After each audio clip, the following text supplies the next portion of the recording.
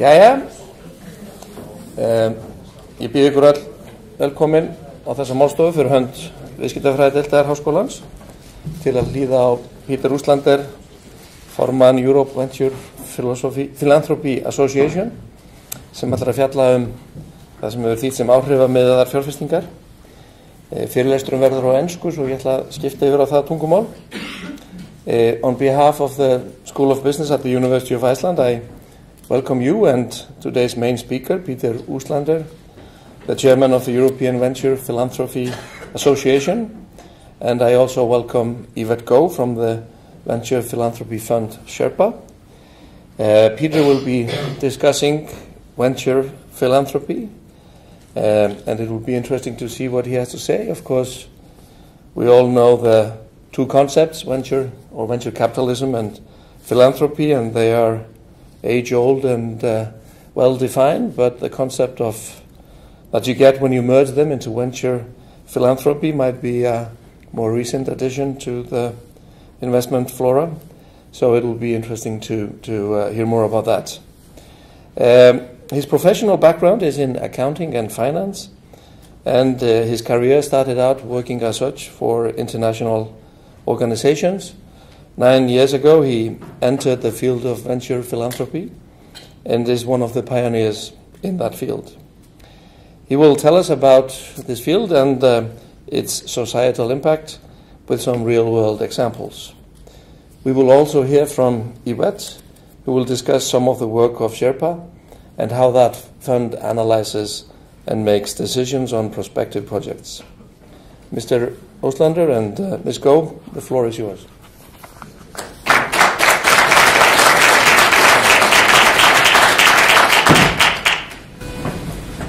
Thank you very much for the introduction. Can you all hear me? Is it clear? Okay, well, very kind. First of all, thank you very much for having me here. Very kind. I feel very honored to have a chance to talk with you on venture philanthropy and impact investing.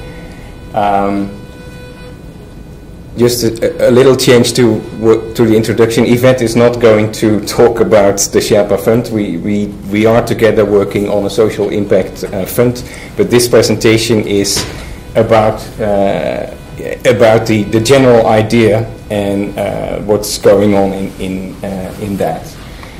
And if you're interested, of course, we are happy to talk further, but that's outside of the 45 minutes I think that we have.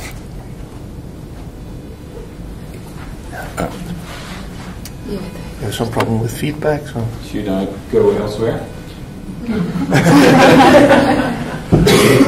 Yeah, does this still work? Yeah, does it go? It works, but okay. No.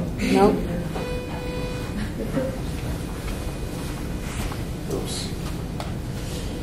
Maybe a few words on while you try to fix the technology.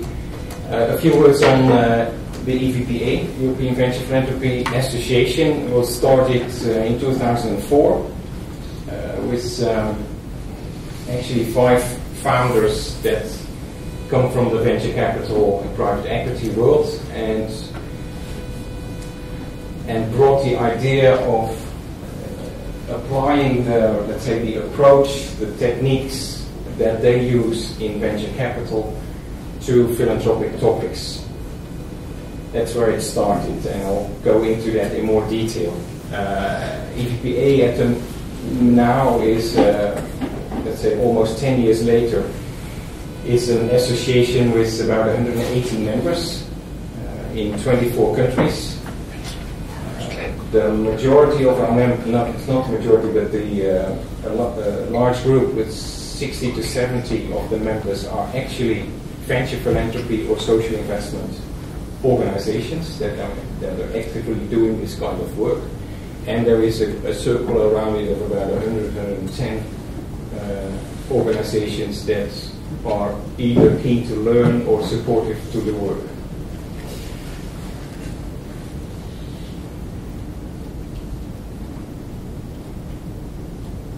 So for this presentation, we have a couple of topics I'd like to touch. After a brief introduction to the field, we'll go into venture philanthropy and impact investing as you could define it.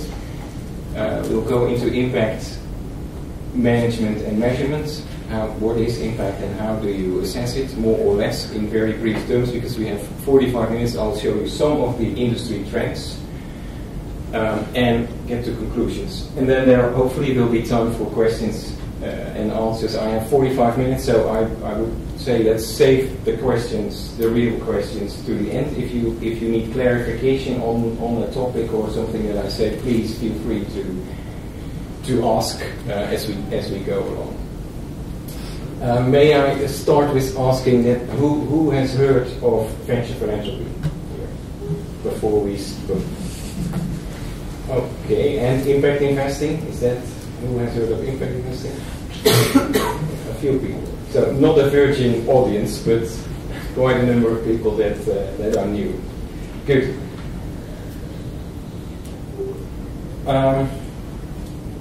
Does anyone recognize this picture here? What is it? What does it represent?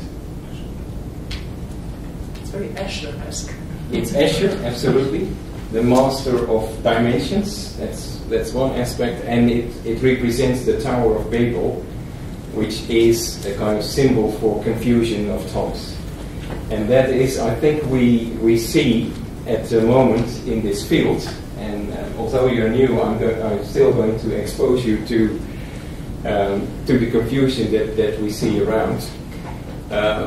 There is lots of terms and definitions that are linked, overlapping, various words for the same thing, the same topic mentioned with several different terminology.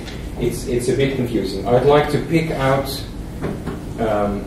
three in particular: venture philanthropy, social investing, and impact investing, and lead you through those, to put those in a perspective and give you some background of what it is about.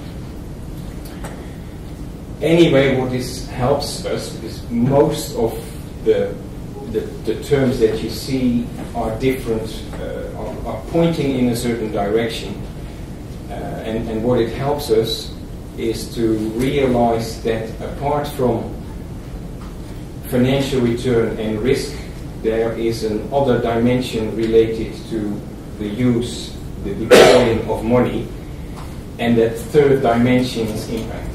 So money doesn't only make, or cannot only make other money, it also has an impact in society. It does things that we do not express in monetary value. And that's the concept behind impact investing and venture philanthropy. So, venture philanthropy, as we describe it in EVPA, is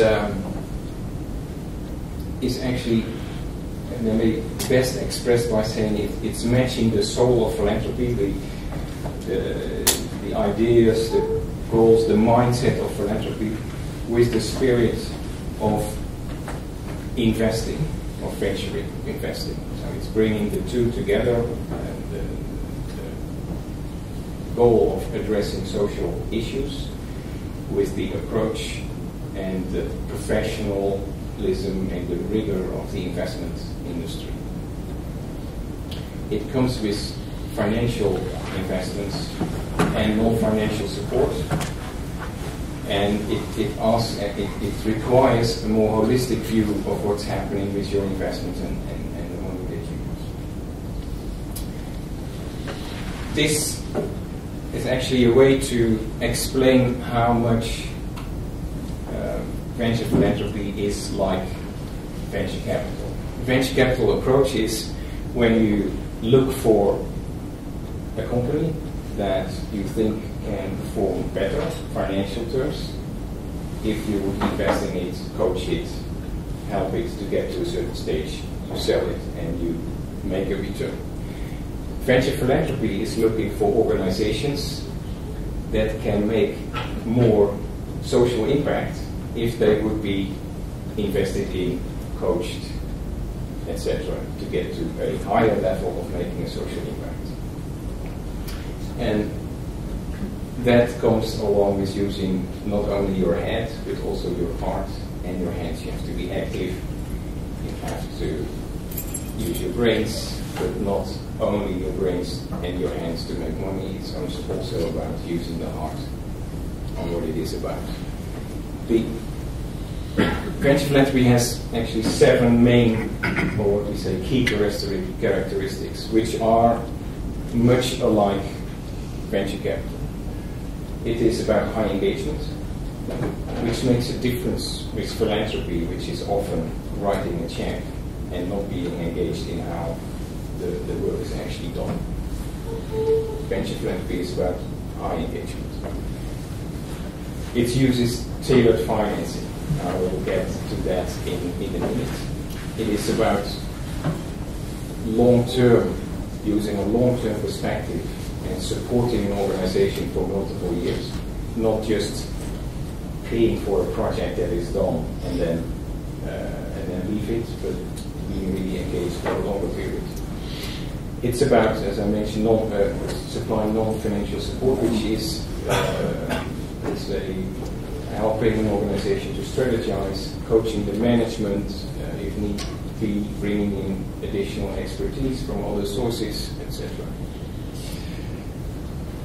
A difference with philanthropy is that venture philanthropy is about organizational capacity building. It is not trying to squeeze the NGO or the company that does a social that serves a social goal to the minimum. No, it's actually helping the organization to be stronger and to be able to be more effective ultimately. And then performance measurement and performance management, particularly of course social performance measurement and management, because in venture capital you have let's say a pretty simple way of measuring your returns. You know what you invest in the company, and you know what you get back when you sell it, or when you sell your shares or get return to your loan or whatever. In venture philanthropy you need to do something particular, because it's not about the financial return, it's about the societal impact that is made. So you need to do particular things to measure and manage that, to make sure that you stay on track with that part of the work. And well, if it all works well, you support those organizations that in the end will generate more social capital, more social impact. About the tailored financing, one sheet that shows actually that there are different types of money available. Some money is not looking for financial return at all, but only for social return. Then there is money that likes a combination, but likes to avoid risk. And there is money that likes a combination and has a risk appetite too. And that can be, these various types of money can be deployed in different organizations. Sometimes if you have, of course, at the one side charities or foundations, you normally fund those with grant type of money, but hybrid organizations can take the different types of funding, the different types of financing, and sometimes all at the same time, and sometimes consecutively in time, starting with grant money, then getting into equity or risk-bearing money, and then supporting this with loans or risk-averse type of funding. That's dependent of course, the intentions of the investor and the type of money they have and the type of organization that you work with.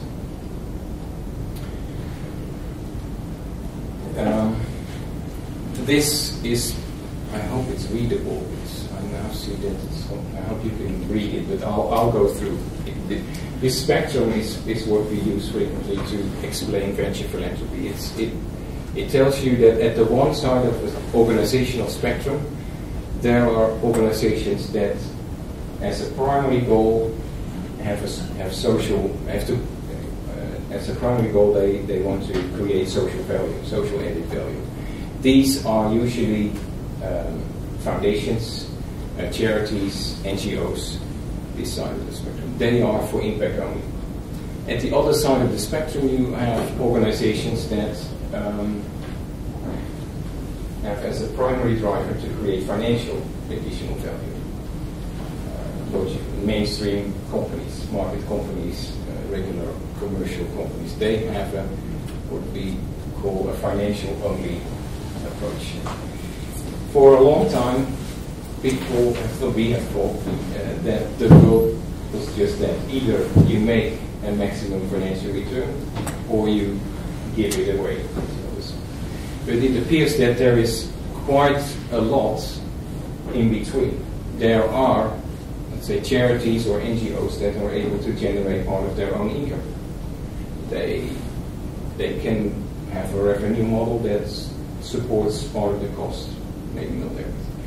There are also socially focused organizations that are able to cover all of their costs. And the ultimate stage is that you are able to make a social impact and be profitable. And that's what we call socially driven businesses or social enterprises. This side of the spectrum is where impact comes first, and financial returns are sometimes non-existent, or let's say a kind of base requirement. A certain level of financial return can be a base requirement, but the investor is there to maximize the social impact. Or at the other side of the spectrum is there are companies where you can invest and make a social impact, with the and with the social impact as a floor, we try to maximize your financial returns. Venture philanthropy is at this side of the spectrum, and social investing, as we call it, is a subset of venture philanthropy, where you use investment instruments. So venture philanthropy can use grants and investment instruments, and social investing is, of course, that part of the work that comes with loans or equity investments. And then impact investing is a bit broader and less clearly defined. It can be at the impact first and also on the finance first side of the spectrum. But it is about impact. And impact investing can sometimes go into market companies that also serve a social goal or an added value to society, to fund those.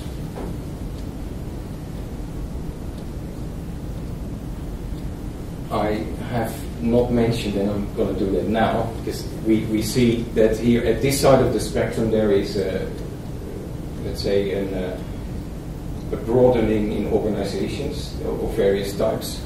And at this side, at the finance only or the finance first side of the spectrum, there's also a development, because many companies have become aware of the fact that they do have a role in society, and that created the movement of corporate social responsibility.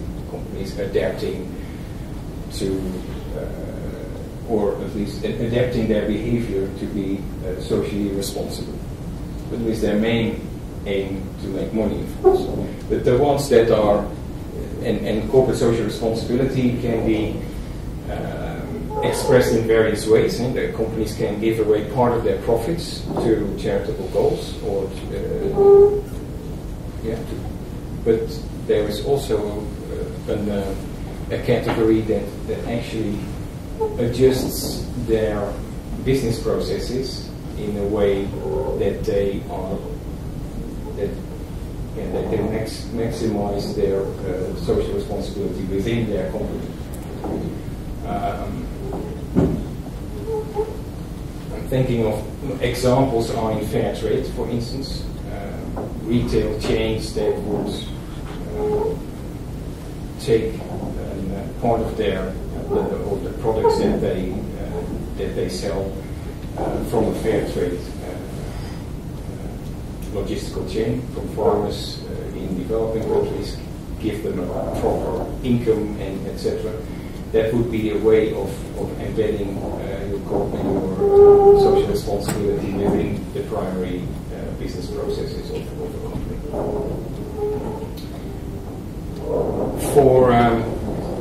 To make it, well, I think that this may sound theoretical, so I have a couple of examples of social enterprise, and now I'd like to go first to this one. This is pretty much on the impact first side of the spectrum. It's an organization in the UK that is about prisoners, reoffending prisoners. I don't know what the statistics for Iceland are, but in the UK, 2/3 of the people that are released from prison are back within 4 years after they've been released. So it's a large group of people that are actually in the cycle, which and doing apart from their personal problem, they're doing a lot of harm in society. An organization called Blue Sky is working with ex-prisoners to help them reintegrate into society by giving them a job. So they contract work from municipalities like waste collection, gardening, all those kind of things, and they give the ex-prisoners a job for 12 months, and then they need to move on. And during these 12 months, they are coached to get a home, to get back to their family if it's still there, etc., and to reintegrate. And with the goal to reduce the reoffending rates. And they do that very successfully. They are there for, I think, about 7 or 8 years, and reoffending for the people that they have had in their organizations gone down from almost 70%, which is the average, to something like 25% or so. So it's a huge social impact.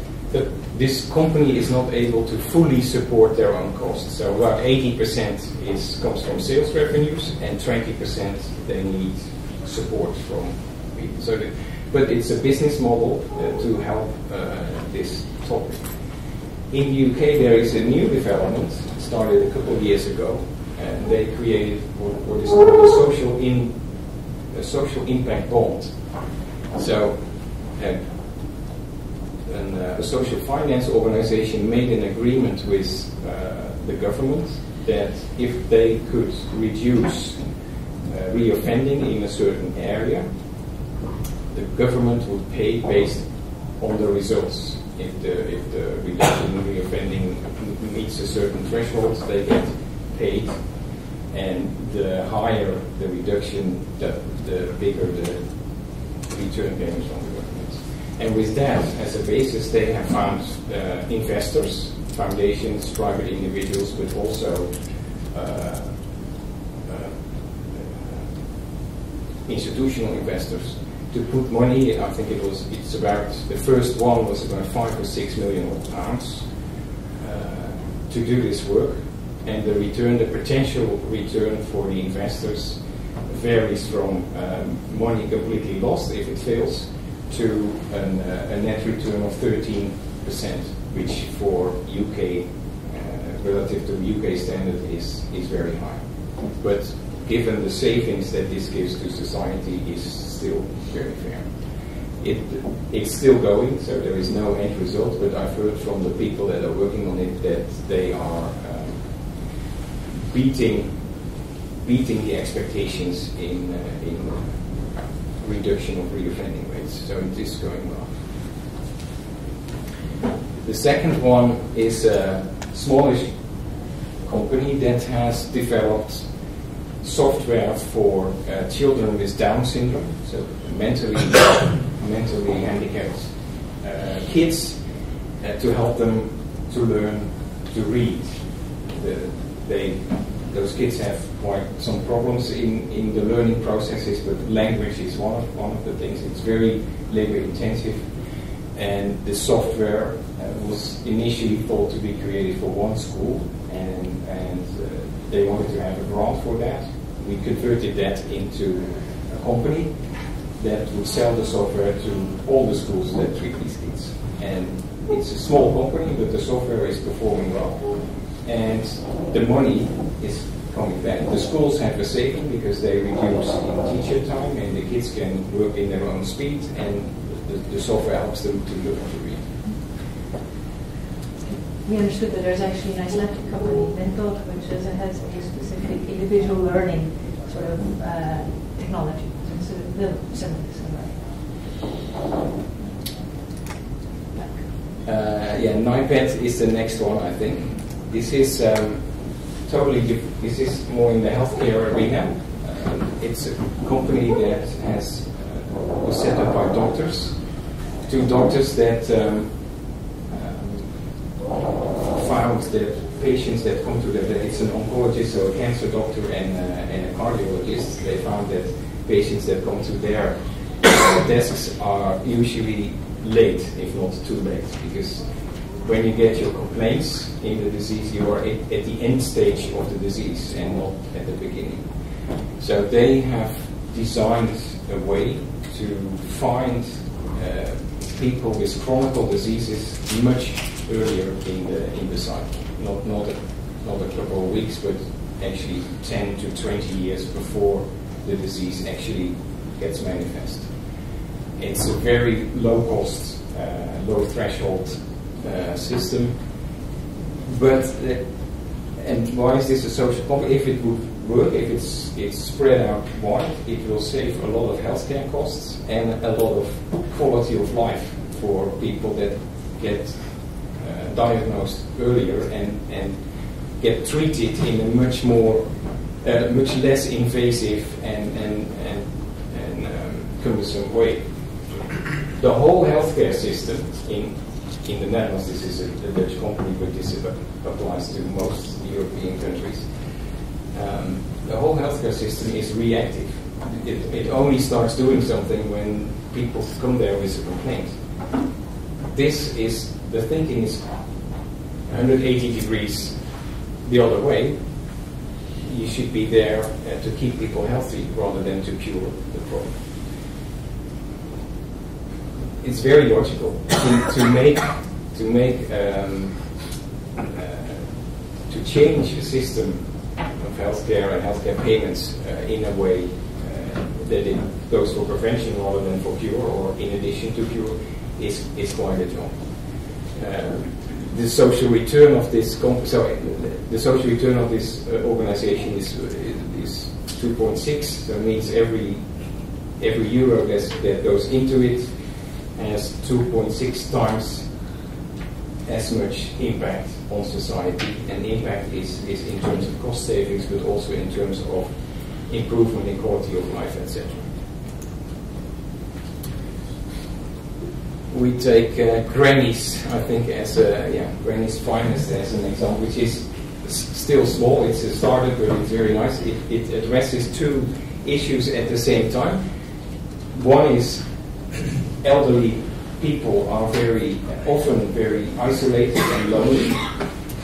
That's the one side. Either when living in an elderly home, or what happens more nowadays, people do not move to an elderly home but have to stay at home as long as possible, and they get isolated and lonely. At the other side, you see young people, artists coming from fashion schools, etc. They have very difficult to find jobs. And what this company does is bring those two groups together. They have fashion students design clothes, like sweaters and scarves and those kind of things, which are then knitted by the elderly ladies. So the elderly ladies are brought together in let's say, knitting groups, and they come together once a week or once every 2 weeks. What happens is they get a social network because they know when someone is missing and they ask for it, and so there is a social network and reduced loneliness at that side. The young artists have produced fashion. They have young photographers making pictures and make sure that this gets put on in magazines and on the internet in a nice way. And they sell the products, and the sale of the products, the sales revenues of the products supports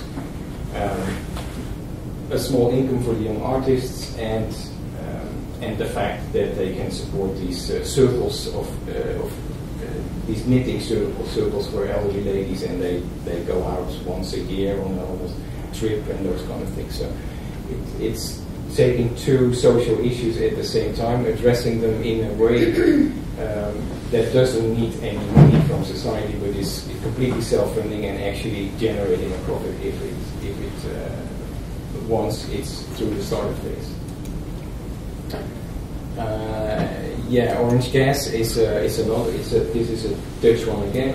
It's a company that has developed a way to create gas, green gas, so gas for cars, to run cars from waste, actually, from renewable biomasses, and so the company is set up to roll out a network of greenhouse stations in the Netherlands in this case. And well, this is reducing carbon emission substantially if this gets to scale. Initially, this was an equity investment, and recently they got money to fund the assets because it's a quite a capital-intensive activity. So they recently got a 3 million euro funding for rolling out the network in the Netherlands. So these are a few examples of companies, of social enterprises as we see them, and which are except for initially this one as a direct investment would not be really investable. As part of the social impact bond it is, and the companies over here, the ones I mentioned, are actually investment targets that will bring a social return, added value to society, and most likely return the money of the investment with a plus. Maybe you want to say just a little bit about Shaerpa and how we place with it in terms of... So the fund that we are starting is actually a social investment fund targeting those kind of companies. To spread the portfolio risk, I understand that's the expertise of the gentleman here. So the individual investments in this arena are risky, like venture capital investments are usually high risk.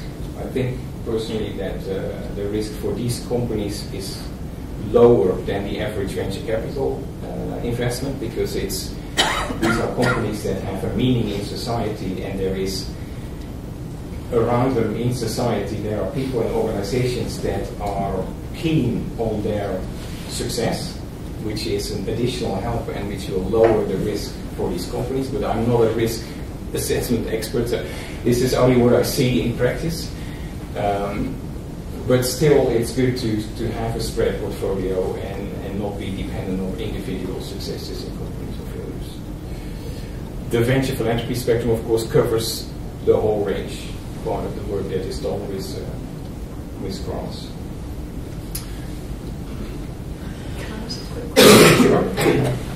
How easy is it to measure the social return financially? And is the investor always asking for a figure related?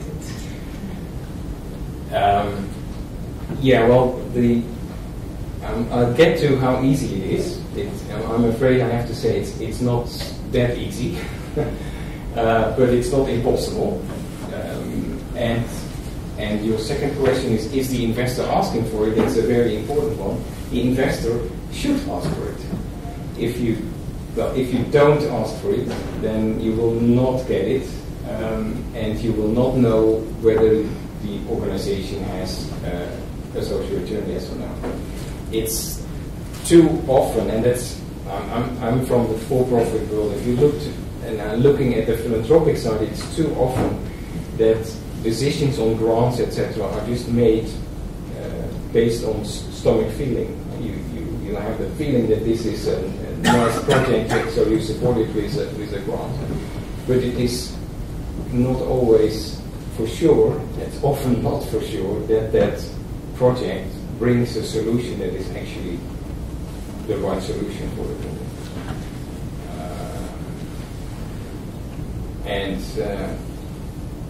So the question on what is the impact is a very important one. We see it also in, let's say, development work in developing countries. A lot of the work was done with grant money, and we gradually understand that in a number of cases, the grant money just destroys more than it actually does, than it does good. And also in development aid, you see a shift from just supporting things with grants to and taking more of an investment approach. But the question, because that can easily then lead you to being financially focused only. So the question on what is the social impact, and if I invest in this company, does it really make a difference in society, is a very important one. So then a few slides on impact management and measurement, and I'm not pretending that I can give you the full details here, and because it takes a couple of days of talking and exercising, I think, with it. But the overall idea I can give is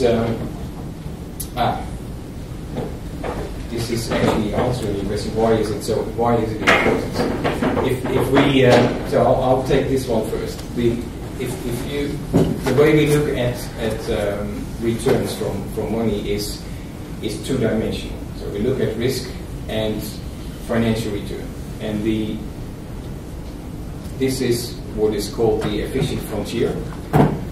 That is, say, the area where people say, this is enough financial return for the risk that I'm taking. And the theory is that projects or companies that have not the right risk-return profile will not be funded, because if they have too high a risk related to the return they make, it's just not going to be financed. The way we are now looking at it is that there is a third dimension. So apart from risk and return, there is impact that can be made. Impact, however, can be positive or negative. So this, let's say, that in financial risk return terms, you would try to completely exclude negative financial returns. If you bring impact in the equation, the same investment that brings a good financial return relative to the risk can make a negative impact. Or if it makes a positive impact, it can make less financial return risk ratio. And so thirdly, if it makes a positive impact, it could even make a negative financial return. And it would still be interesting to do it, but you need the right type of money, of course, then to fund this kind of things. So, what is impact, and how do we assess? This is a kind of overall thinking framework for impact, and it is. So I'll go through the steps. It starts with input, of course, and the activities that you do with those. Then what you get out in outputs, and that's often where people get stuck. So if you measure the outputs, you think you're there, but you're not, because what the output of a project is doesn't say anything about what the actual impact is. what it does. I think, let's say, microfinance, if you are aware of microfinance, is measuring their impact very often with outreach. So the number of loans that have been given to people, microloans that have been given. But the fact that someone gets a microloan doesn't say that his life is improving. In some cases, it can get worse even. So it's an output indicator that doesn't tell you really about the impact. What it is about, of course, is the outcomes. And then you need to deduct things that would have happened anyway. So prisoner reintegration, some of these ex-prisoners would have found a job anyway, not to be taken into account for the specific organization that you're looking at. There may be other organizations working on the same topic. And so what part of the outcome can be attributed to your project or your organization? That's to be taken into account. So these are a couple of deductions, and the newest one that has been added in the theory about impact measurement is displacement. So you can help a prisoner to get a job, but that can push somebody else out of the job, and so then the impact of it needs to again be discounted with that effect. So if you can go through all of those steps, you get to the final impact of an organization. The good news of impact measurement and management is that you create mission alignment. So one of the key elements in impact measurement is, what is the goal? What do you actually want to achieve? And that sounds like easy, but my experience is that when you do this with organizations, it takes quite a lot of time to find out actually really what they are about and why they are doing it and how they are doing it and how you could see the outcomes of it. So that helps when you invest. It helps a lot with understanding that your investment is actually done for the purpose and in the way that you want it to be done. Well, it also brings you on the it enables it to have a proper discussion on what you do it for and what you're striving for with the management of an organization. Investor and management need to be on the same on the same page with respect to social impact. So then, based on that, and if you have defined the right key performance indicators and the numbers to the extent of which you expect that you're going to make changes, the number of prisoners you reintegrate, or whatever you define as a key performance indicator, then you can actually measure against those and see whether you are on track or if you need to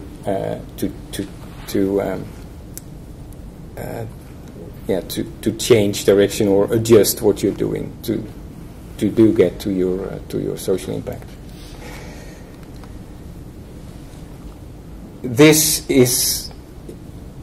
So impact measurement is an unexplored field. There are, when I started in social investing, I looked at ways to measure and represent social impact, and there were more than 200 at that time, which is already 8 years ago. There were more than 200 different ways of measuring social impact. Most of them are very specific and linked to one or two topics and not general. And there are only a few that have the ability to that have a more general framework and have the ability to make organizations from different types of causes comparable.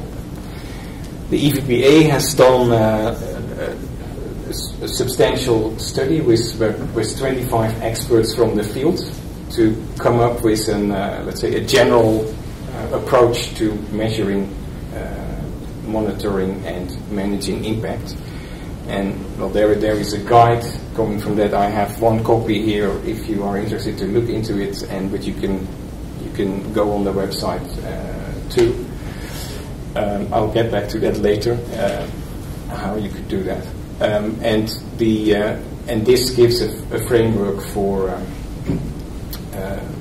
measuring and reporting social impact.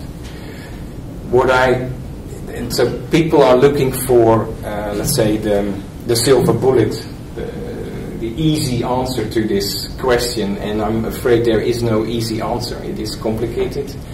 And I always then say, well, look at the financial reporting. Do we think financial reporting is easy? No, it isn't. It took about 400 years to come from starting to record financial transactions to the international financial reporting standards that we have nowadays.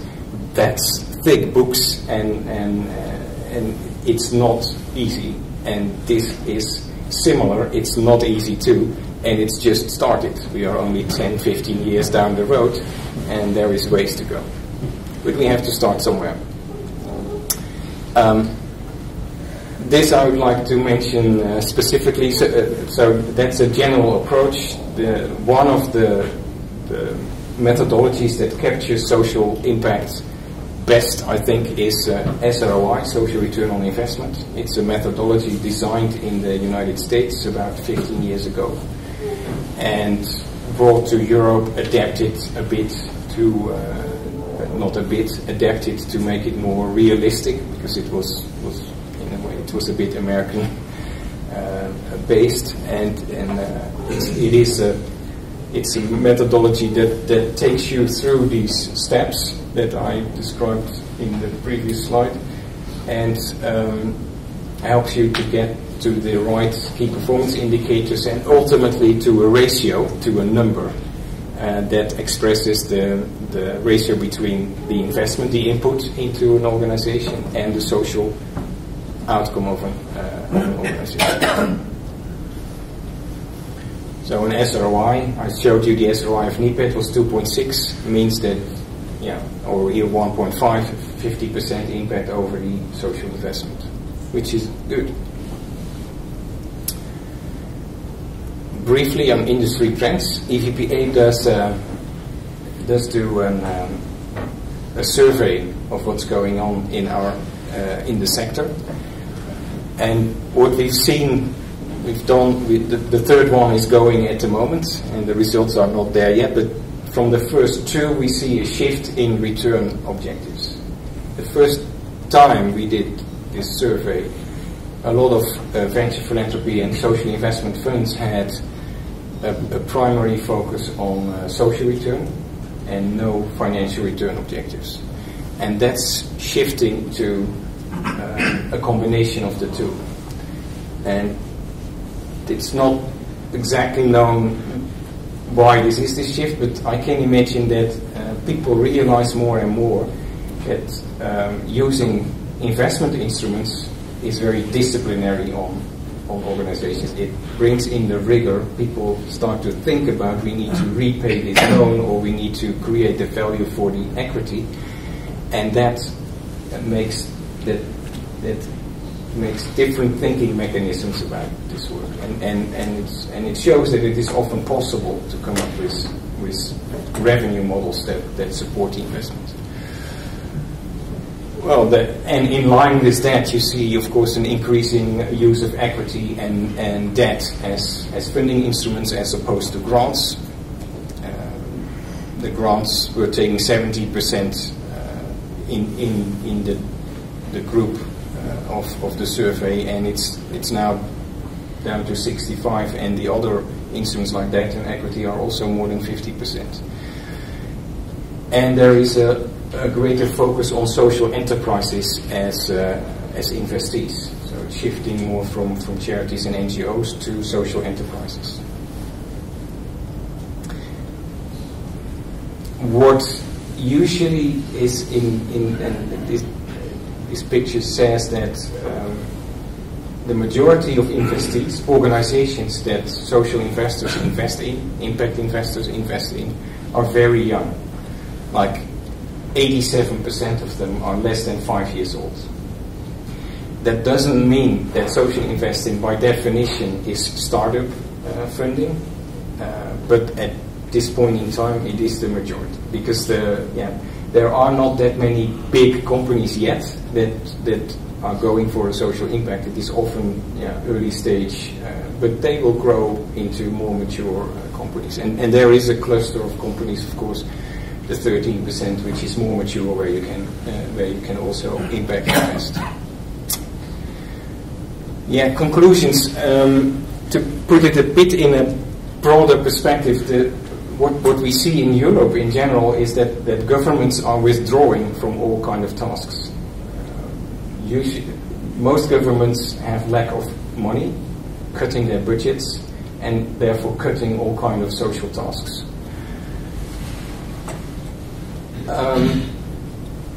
That means that the social sector needs to move into that field, and that's what we see. But also corporates are moving into that field, because more and more corporates are taking their social responsibility and taking part of that gap which is created by the withdrawing governments to fill it with social activities, social enterprise activities. So this sector is an emerging sector. It is growing. The number of social enterprises is growing, and the number of investment opportunities there is growing. This picture is used to put it in a perspective from the investment side. So on the investment side, you see a movement from traditional investments, and traditional investing in things that don't care anything about the social impact, to socially responsible investing, where you look for companies that are best in class or do an effort to be socially responsible in society, to the next step, actually investing specifically in organizations that create a social added value. And from the other side of the spectrum, you see a movement from traditional philanthropy, grant making, to engaged philanthropy, towards social investing, and in the middle, those two get together. My statement is, and it's up for discussion here, I think the impact dimension is here to stay. It is a way people, the financial crisis has been extremely helpful to wake up society that the way we were doing things was not sustainable and was not what we which will ultimately last, probably, and we need to do things different. And that makes me positive about this movement. I think the impact dimension that we are more and more understanding is here to stay, and will become hopefully an integral part of investing. Thank you very much for your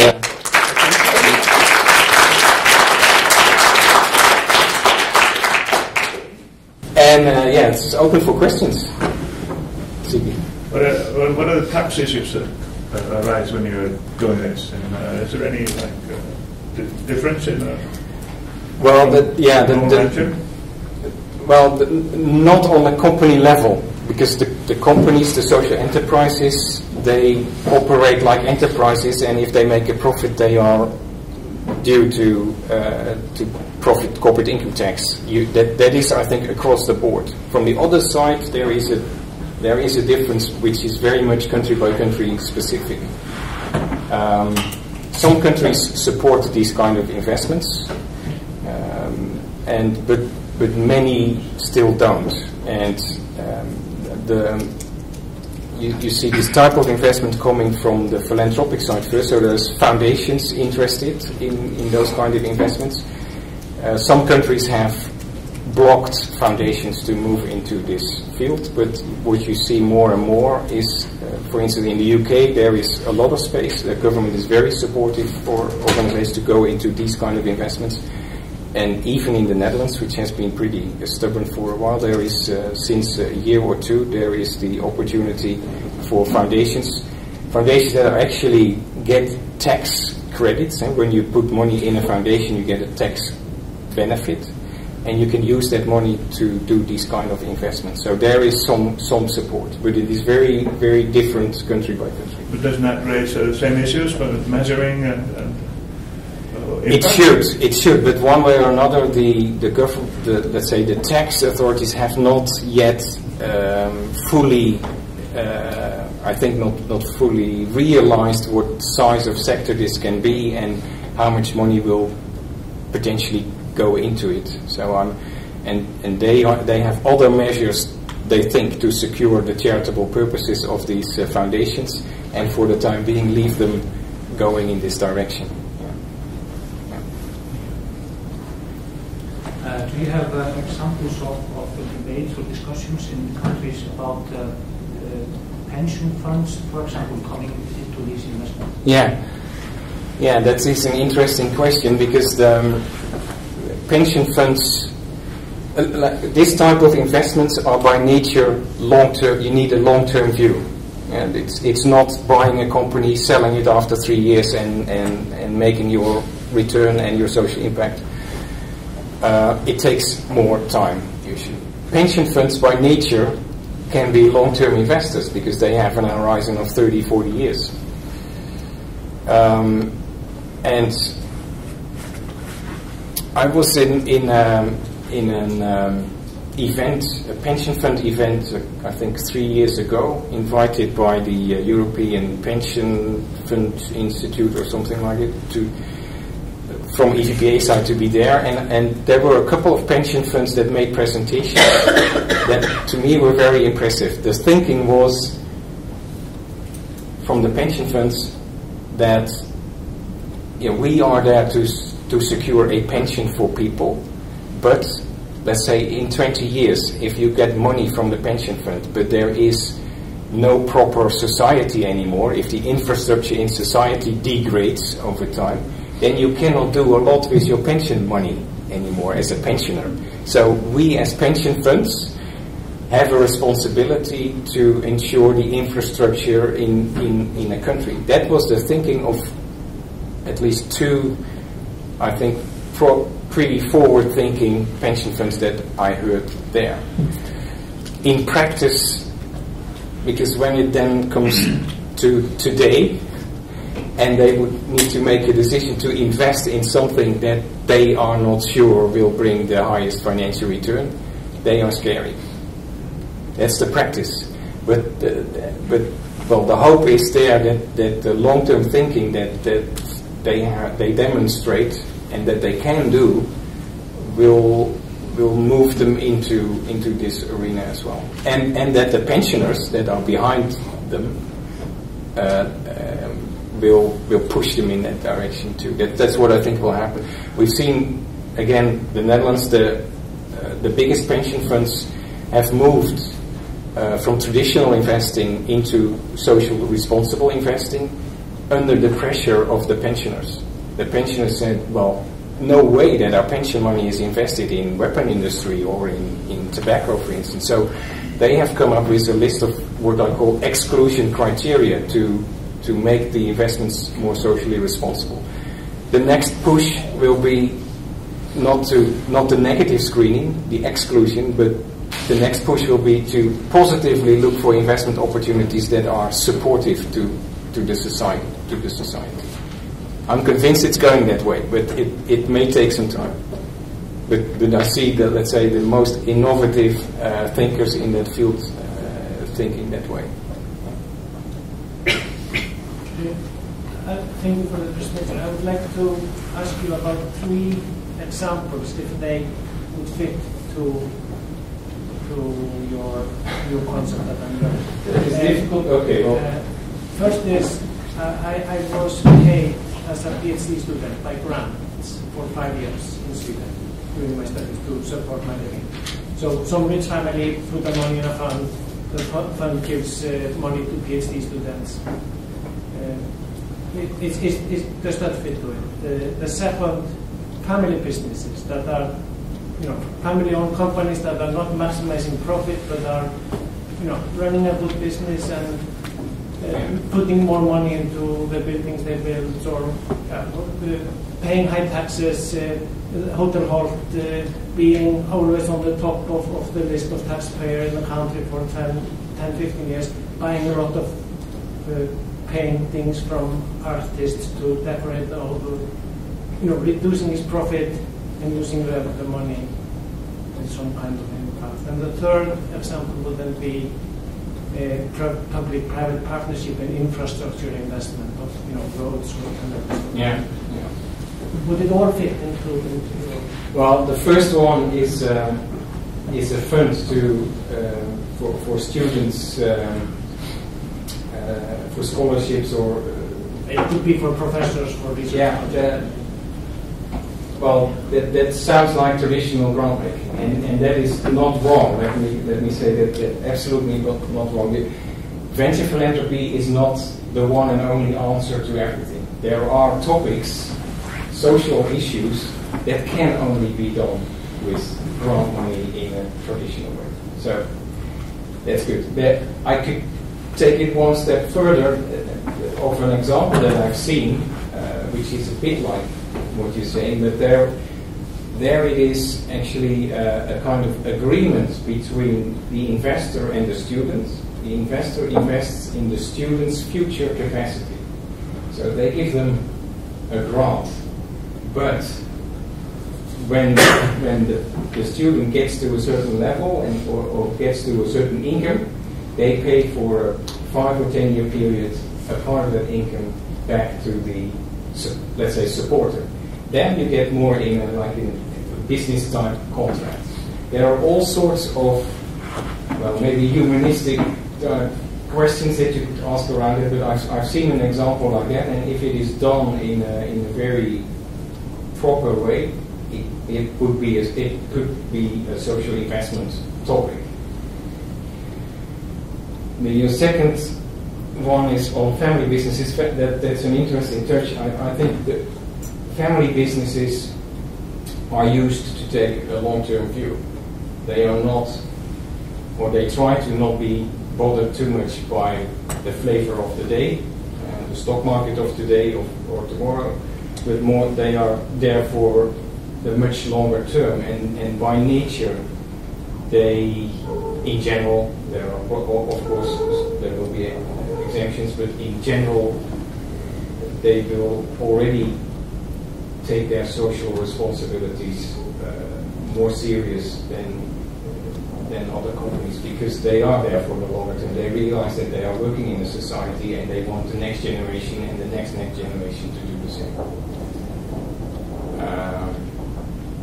If you look at statistics about shareholding in the US, you really get flabbergasted. I read that the average time a share is held by a shareholder in the US, do you have an idea how long? It's in days, I think, it's months. It's 21 seconds. So you can imagine that the shareholder does not care about anything except that in the next 21 seconds the share is more valuable. But that's not fair. That's high frequency trading taking 60-70%. Yeah, that's true. But I know, but it happens. So, and it has an impact on the way people are thinking about what they're doing.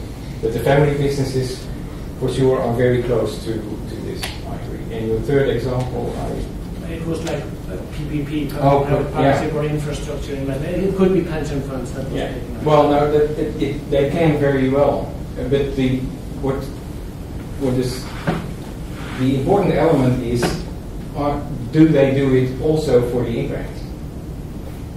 And PPPs usually do, but then they should make it tangible. They should measure the impact, manage. Then the PPP could be a social investment project. Thank you for the additional examples. Any other questions? Maybe one question. By acknowledging, I think by acknowledging kind of social responsible and positive impact investments. Is that kind of admitting that a quite big portion of our industries are harmful?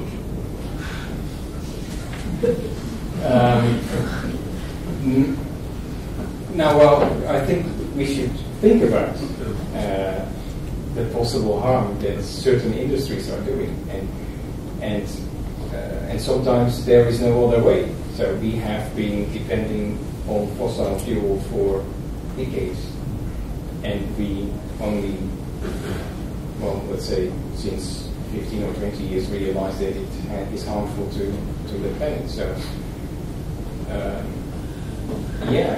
if you realize that there is a social impact which also can be negative, then you should realize that we have in certain industries that are harmful, and maybe we should then, or we should look for ways to do it different. And that's where social entrepreneurs come in. So looking for ways to do things different and reduce the harm. And investors have a big responsibility because they can push those companies in a direction where they make a social impact on the destroy.